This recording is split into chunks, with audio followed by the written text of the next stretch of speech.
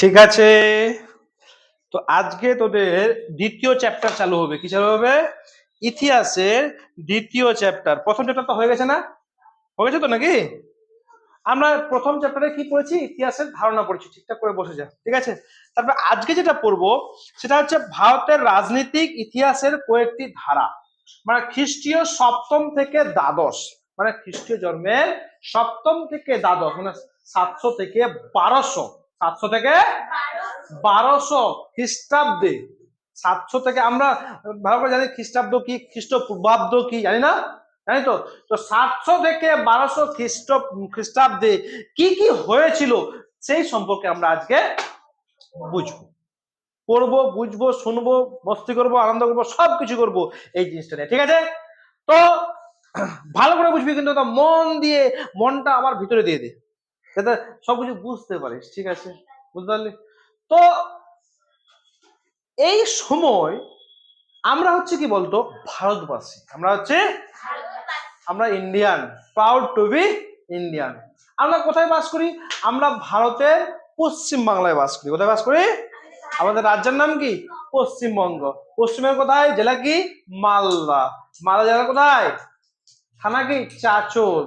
থানা কি? খেলেনপুরে। ঠিক আছে? তো যাই হোক, এত যাবো না, আমরা পশ্চিমবঙ্গ নিয়ে একটু আজকে আলোচনা করব, ঠিক আছে? তো এই যে পশ্চিমবঙ্গটা আজ থেকে প্রায় তোর কত বছর আগে বলতো? কত বছর আগে? কয়েক দাঁড়া, কি নামে পরিচিত? এই ধরো 600 থেকে 1200, ঠিক আছে? 600 থেকে 1200 খ্রিস্টাব্দে তখন এই পশ্চিমবঙ্গের সীমানা কিরকম ছিল, মানে কতখানি জুড়ে পশ্চিমবঙ্গ ছিল? এলাকাগুলো কি নাম কি পশ্চিমবঙ্গ ছিল, না অন্যান্য নাম ছিল? ঠিক আছে, না অন্য কোনো নাম ছিল, না অন্য কিছু ছিল? বা এখানে কি কোন ধরনের মানুষ বাস করতো? তখন তো মানুষ এখন বেঁচে না, বেঁচে আছে কি 600 খ্রিস্টাব্দ, এটা হচ্ছে 2025, আর 600 আর 1200 খ্রিস্টাব্দ, ভাবতে পারছিস তো? তো তখন কি নাম ছিল, তখন কোন কোন এলাকা ছিল, কোন মানুষ বসবাস করত, তার ভৌগোলিক যে স্ট্রাকচার, মানে যেরকম আমাদের ওয়েস্ট বেঙ্গলের স্ট্রাকচার দেখলে কিরকম মনে হয় এখন, মানে এরকম মনে হয়, ঠিক না? আমাদের ওয়েস্ট বেঙ্গলের স্ট্রাকচার যখন দেখে মনে হয় এখন এরকম আছে না রে? আছে তো? এই যে আমাদের পশ্চিমবঙ্গে আমাদের মালদা, কিন্তু তখন তখন কি অবস্থায় ছিল, তখন এরকম কি ম্যাপটা ছিল? এগুলো সম্বন্ধে আমরা জানবো, ঠিক আছে? তো এই যে ভৌগোলিক যে বিভাগটা পশ্চিমবঙ্গের সব সময় কিন্তু এক থাকেনি, মানে সময়ের সাথে সাথে পাল্টেছে, ঠিক আছে? সময়ের সাথে সাথে পাল্টেছে, ঠিক আছে? তো এই পশ্চিমবঙ্গের নাম প্রথমে কি ছিল? বঙ্গ। কি নাম ছিল? এই বঙ্গ নামটা, এই বঙ্গ নামটা একটু দেখো। তো এই বঙ্গ নামটা আমরা অনেক জায়গায় না প্রমাণ পাই। কি পাই? এই বঙ্গ নামটা পশ্চিমবঙ্গের অনেক জায়গায় প্রমাণ পাই। যেরকম প্রথম যেটা প্রমাণ পায় হিন্দু ধর্মগ্রন্থে, পবিত্র হিন্দু ধর্মগ্রন্থে সব থেকে যে ইম্পর্টেন্ট, যেরকম মুসলমানদের কি কোরআন, হিন্দু ধর্মকে ঋগ্বেদ। বেদ, বেদ কত প্রকার? 3 প্রকার, না 4 প্রকার, ঋক, সাম, যজু, অথর্ব, ঠিক আছে? তো ঋগ্বেদের ঐত্তরে, কোথায়? ঐত্তরে অরণ্যকে প্রথম এই বঙ্গ নামটা পাওয়া যায়। বাবু এদিকে দেখ। তো ঋগ্বেদের ঐত্তরে তোর অরণ্যকে, কোথায়? অরণ্যকে, ওই ধরনের এটা বইয়ের নাম হচ্ছে ঋগ্বেদ। তো কোথায়? ঐত্তরে। ঐত্তরের কোথায়? অরণ্যকে। এখানে এই বঙ্গ নামটা পাওয়া যায়। বঙ্গ মানে কি? আমাদের পশ্চিম বাংলার নাম পাওয়া যায়, ঠিক আছে? বুঝতে পারলে? তো আর কোথায় পাওয়া যায়? মানে বিখ্যাত শিল্পী, মানে লেখক যাকে বলা কৌটিল্য। কৌটিল্য একটা লিখেছিল, সেটা বইটার নাম কি বলতো? Arthashastra. Very very important. Arthashastra কে লিখেছিল? কৌটিল্য। অর্থশাস্ত্র কে লিখেছিল?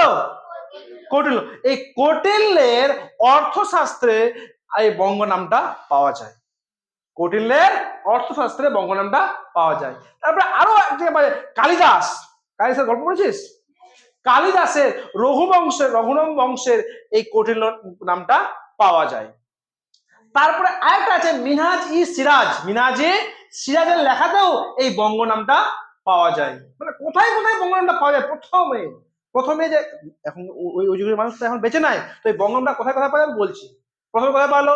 ঋগ্বেদে। তারপর পাওয়া কৌটিল্য পাওয়া গেলো, কৌটিল্য অষ্টাদশে পাওয়া গেলো, তারপর কালিদাসের রঘুনাথ বংশ পাওয়া গেলো, তারপর মিনহাজি সিরাজের লেখাতে পাওয়া গেল, তারপরে তোর আইন হি আকবরী গ্রন্থে তোর পাওয়া গেল বঙ্গ নাম। বঙ্গের নাম তখন বঙ্গ পাওয়া যায়নি, কি পাওয়া গেছে? সুবা বাংলা পাওয়া গেছে। কি পাওয়া গেছে? হ্যাঁ, বলতো সুবা বাংলা। তো কোশ্চেনটা আসবে যে সুবা বাংলা কার গ্রন্থে পাওয়া গেছে? কি বলবি? আইন ই আকবরীর গ্রন্থে সুবা বাংলা তোর পাওয়া গেছে। কিন্তু নুরবানু বুঝতে পারছিস না? মানে শুনছিস তো নাকি?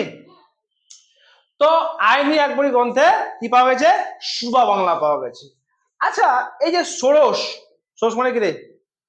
বললাম না ষোড়শ জনপদ না, ষোড়শ মানে তোর ওই 600, ষোড়শ সপ্তদশ, তারপর হচ্ছে অষ্টদশ মানে 800, 600, 700, 800 এই টাইপে কিনা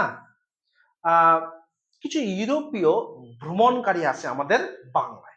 ঠিক আছে, আমাদের বাংলায় 600, 700, 800 যখন টাইমটা চলে, ওই টাইমে কিছু ইউরোপীয় ভারতে আসে, মানে আমাদের ওয়েস্ট বেঙ্গলে ঘুরতে আসে। ঠিক আছে, এরা নাম কি দেয় বলতো? এই বাংলায় এসে এরা নামটা দেয় বেঙ্গালা। কি নাম দেয়? আমাদের বাংলার নাম কি দেয়? বেঙ্গালা। কি নাম দেয় বাবু? বেঙ্গালা নাম দেয়। ঠিক আছে, আচ্ছা বলতো সুবা বাংলা কে বলেছিল? হ্যাঁ বল। হ্যাঁ হ্যাঁ, কেউ আইন বাবু কার লেখা? আবুল ফজল। আমি বললাম না আবুল ফজলটা বলিনি না? আবুল ফজল যে গ্রন্থে ওর আবুল ফজল লিখেছিল কি, বইটার নাম কি? আইন ই আকবরী। ওখানে লিখেছিল কি? সুবা বাংলার কথা বলেছিল। ঠিক আছে, সুবা বাংলার কথা কে বলেছে? আইন ই আকবরী গ্রন্থে লেখকটা হচ্ছে তোর কে? আবুল ফজল। কে?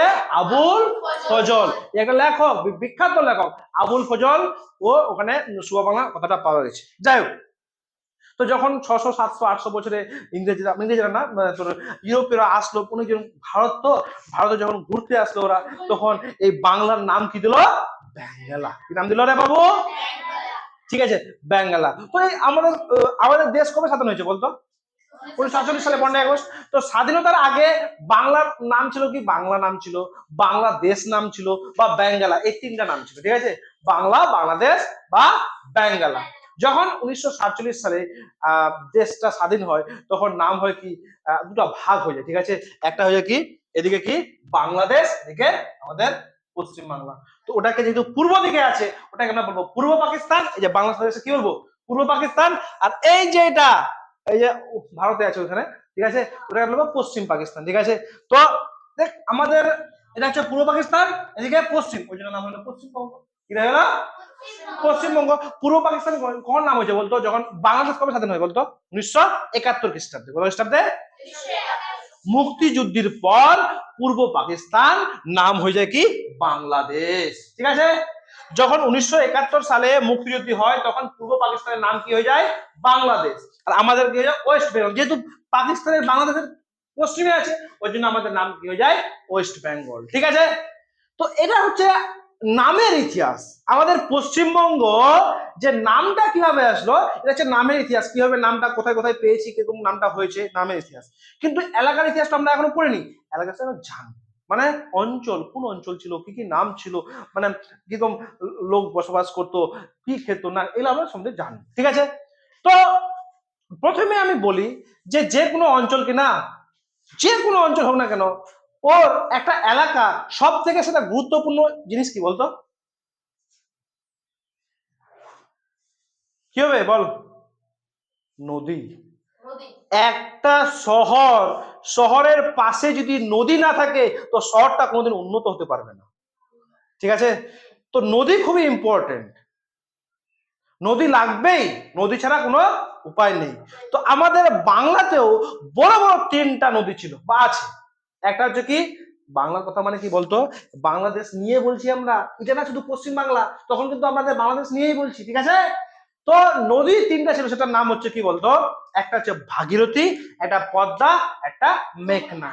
যমুনা না, তো ভাগীরথী আমরা বাংলার কথা বলছি রে বাবু। ভাগীরথী, পদ্মা আর মেঘনা।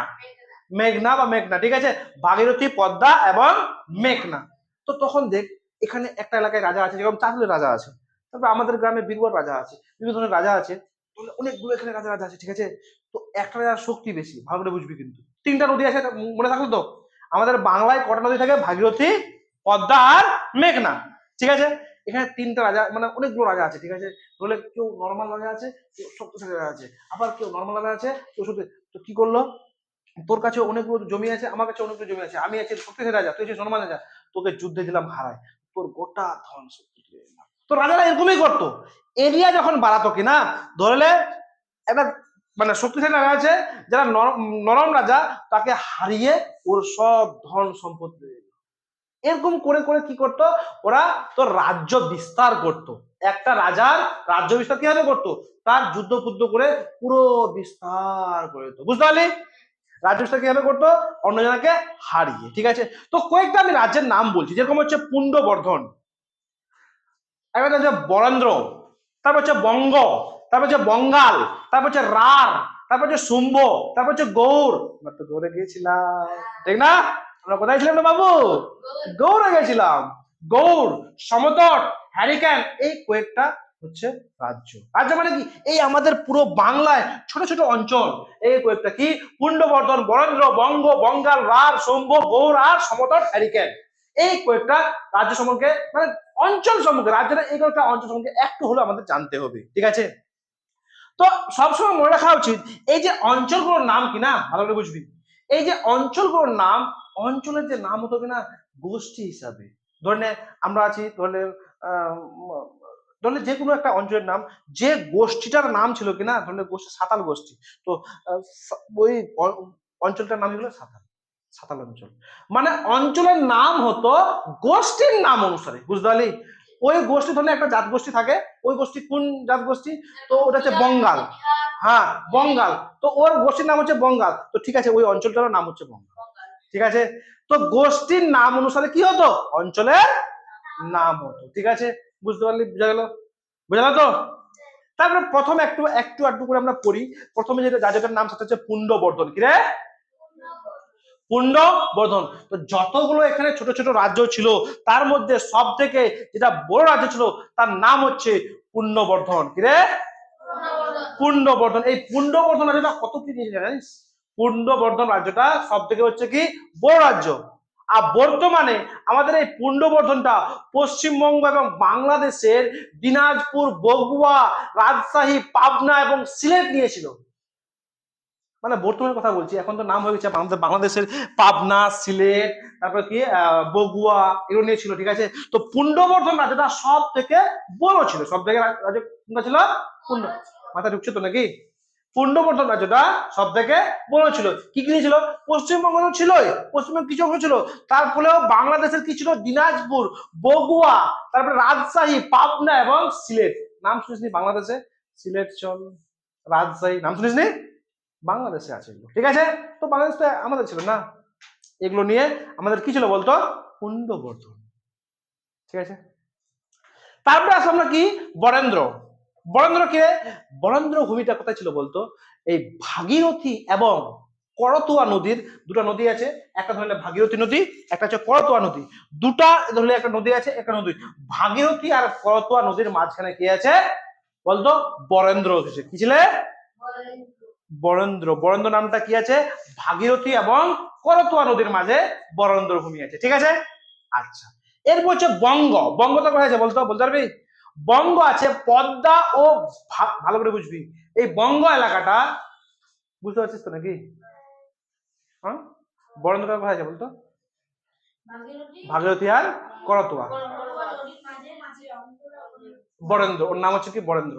আর বঙ্গটা হচ্ছে, আমি বলে দিচ্ছি, বঙ্গটা হচ্ছে পদ্মা ও, পদ্মা ও ভাগীরথী নদীর যে মাঝে ত্রিভুজের মতো থাকে, ত্রিভুজ, দেখুন তো বলে দিচ্ছি, ত্রিভুজ মানে কি বলতো, এই ধরনের এরকম আছে, এরকম, ঠিক আছে। এটা হচ্ছে পদ্মা, পদ্মা, ঠিক আছে। আর আরেকটা হচ্ছে কি, কি বললাম না, ভাগীরথী ও পদ্মা, ঠিক আছে। এটা হচ্ছে ভাগীরথী, এই ত্রিভুজের মধ্যে এলাকাটা কিনা বয়ের মতো এলাকাটা এই এলাকাটার নাম হচ্ছে কি বঙ্গ। ঠিক আছে, বঙ্গ। বয়ের মতো এলাকার নাম কি বঙ্গ। বুঝতে পারলি? বুঝা গেল কি ত্রিভুজের মতো অঙ্কটাকে এই বদ্বীপ মানে বদ্বীপ একটা গঠন করছে পদ্মা এবং ভাগীরথী। আর করতোয়া আর ভাগীরথীর মাঝে কি আছে বরেন্দ্র। এটা ধরলে করতোয়া, ভাগীরথী, এটা হচ্ছে কি বরেন্দ্র। ঠিক আছে, আচ্ছা বুঝতে পারলি? এবার হচ্ছে বঙ্গাল। বঙ্গাল সম্বন্ধে বুঝবো। বঙ্গাল হচ্ছে এই বঙ্গের, আচ্ছা একটা জিনিস ভুলে গেলাম, ভাগীরথী নদীর পশ্চিম দিকে রাঢ় এবং শুম্ভ অঞ্চলটা আছে। ভাগীরথী নদীর পশ্চিম দিকে আছে না ছিল, ঠিক আছে, এখন তো নাম চেঞ্জ হয়ে গেছে। ভাগীরথী নদীর পশ্চিম দিকে রাঢ় এবং শুম্ভ আছে। কি আছে? রাঢ় এবং শুম্ভ। ঠিক আছে, এবং এই বঙ্গাল, বঙ্গাল পশ্চিমবঙ্গের দক্ষিণ সীমান্তবর্তী এলাকায় বঙ্গোপসাগরের উপকূলে আছে। বঙ্গাল এই যে এই এলাকাটা রে বাবু, এই যে এখানে বঙ্গাল আছে। কোথায় আছে বঙ্গাল? এই জায়গাটায় ছিল বঙ্গাল, এই জায়গাটা ছিল মানে পশ্চিমবঙ্গের একদম দক্ষিণ প্রান্তে। কোন প্রান্তে? দেখ, এটা যদি উত্তর হয় দিকে দক্ষিণ, এদিকে যদি উত্তর হয় দিকে কি হবে দক্ষিণ। এই দক্ষিণ প্রান্তে তোর উপকূল। উপকূল মানে কি সমুদ্রের পাশে। উপকূল মানে কি সমুদ্রের পাশে, সমুদ্রের পাশে। আর বঙ্গোপসাগরের তীরবর্তী এলাকা হচ্ছে কি বঙ্গাল। কি রে বাবু? বঙ্গাল। বুঝতে পারছিস? এটা তাহলে এটা দক্ষিণে কি আছে বঙ্গাল আছে। ঠিক আছে, এবং রাঢ় এবং শুম্ভ দুটো অঞ্চল আছে। ঠিক আছে, রাঢ়কে আবার দুটো ভাগে ভাগ করা হয়। রাঢ় অঞ্চলটাকে দুটো ভাগে ভাগ করা হয়। কটা ভাগে ভাগ করা হয়? একটা হচ্ছে কি উত্তর রাঢ়, একটা দক্ষিণ রাঢ়। একটা উত্তর রাঢ়, একটা আচ্ছা উত্তর রাঢ়টাকে আমরা কি বলবো বজ্রভূমি বলবো। কেন বলতো? ওখানে না প্রচুর প্রচুর বজ্র পড়তো। কি পড়তো? এই যে বৃষ্টি হলে বজ্র পড়ে না, তো উত্তর রাঢ় অঞ্চলে প্রচুর বজ্র পড়তো। কি পড়তো রে বাবু? বজ্র পড়তো। ওই জন্য উত্তর তোকে পরীক্ষা আসবে যে বজ্রভূমি কিনা কোন অঞ্চলটা পরিচিত, কি হবে উত্তর রাঢ়। কি হবে? ঠিক আছে, আর দক্ষিণ রাঢ়টা হচ্ছে কি হতো মৃদভূমি। কি বলবো কি ছিল রে? শুভভূমি বা শুভভূমি। দক্ষিণে শুভভূমি বলা হয়। ঠিক আছে, আর এই উত্তর রাঢ় এবং দক্ষিণ রাঢ়ের মধ্যে কি আছে অজয় নদ। কি আছে? আমরা কিন্তু তিনটা চিনলাম। হ্যাঁ হ্যাঁ, অজয় এর মধ্যে সীমাটা তো বলছি অজয় নদ। আমরা কিন্তু তিনটা নদীর কথা বললাম। একটা হচ্ছে কি ওই যে তোর ওই বরেন্দ্র কোন কোন নদীর মাঝে আছে, তারপর বঙ্গ কোন কোন নদীর মাঝে আছে, তারপরে তোর রাঢ় শুম্ভ কোন কোন নদীর মাঝে আছে, বজ্রভূমি কাকে বলে। তো এই যে দেখ, এখানে যে আমি রাঢ়টা বললাম কিনা, আজকে জেলার মুর্শিদাবাদ জেলার পশ্চিম ভাগ, বীরভূম জেলার সাঁওতাল পরগনা একাংশ, তারপরে বর্ধমান জেলার কাটুয়া, এগুলো তোর কি নিয়ে গঠিত? রাঢ় অঞ্চল নিয়ে গঠিত। ঠিক আছে, তারপর হচ্ছে গৌড়। কি রে বাবু? আমরা তো গৌড়ে গিয়েছিলাম, নেচেছিলাম, এনজয় করে এসেছি। কি করে এসেছি? হ্যাঁ, খুব এনজয় হয়েছে। কোন গানে লাগাইছিলাম বলতো? কমা হবে না? আচ্ছা যাই হোক, তো প্রাচীন বাংলায় গৌড়টা করছে কেন ইম্পর্টেন্ট বলতো?